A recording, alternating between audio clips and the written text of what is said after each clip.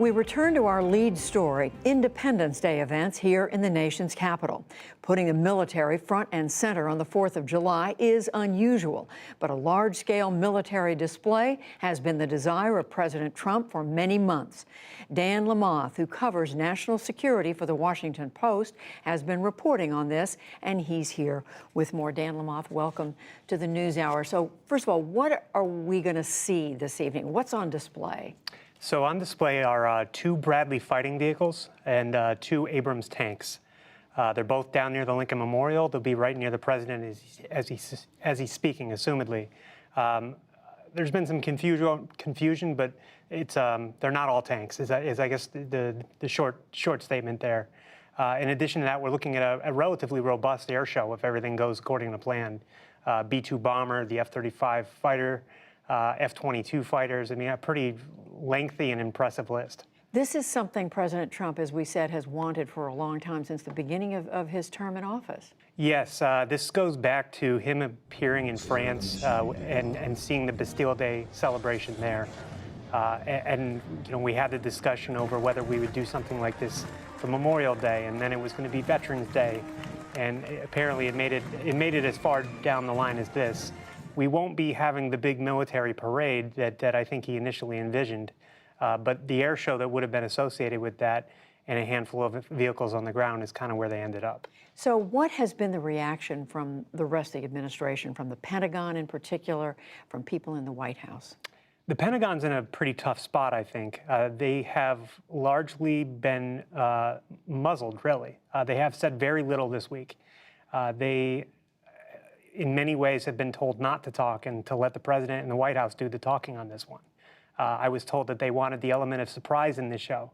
So, you know, doing things like explaining what this would look like or what would be involved hasn't really happened, at least on the record. And I was just going to say, but resistance up until now to the sort of grander display that the president had wanted.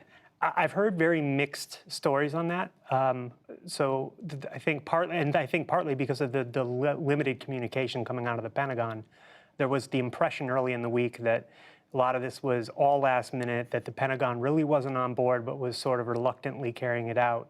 Over time, it sounds more like the Pentagon was on board, at least especially with the air show side of this.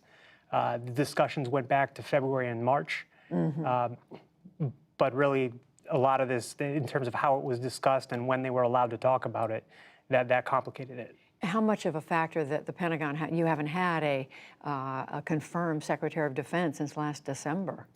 I think it complicates it in a couple ways. One, I think the people in uniform are often hesitant to step out in a way that looks partisan. There's a long tradition in the military of trying to avoid politics. So you usually rely on your civilian leadership to be the one talking at that point. We've had two acting defense secretaries since Christmas, really. So we've moved into a situation where you have a brand new acting secretary who, has yet to go before his confirmation hearing. Right. And how you go about talking about that or not. There's been very little from Acting Secretary Esper this week. And we saw finally we saw the list of who's going to be there from the military. Several members of the Joint Chiefs are not going. There are several leading military officials who will be there, but a number are not going. What does this say to you? That initially caught my eye because I wondered if somebody was sort of silently protesting there. And what I've been told is that it's less that and more logistics. July is a common time to have vacation. So, the chairman of the Joint Chiefs will be there, and I think in a lot of other ways they were looking to get sort of a senior representative from each service front and center. But you are going to be covering it tonight. I will, yes, I will be out there. Dan Lamothe, we thank you very much. Thank you.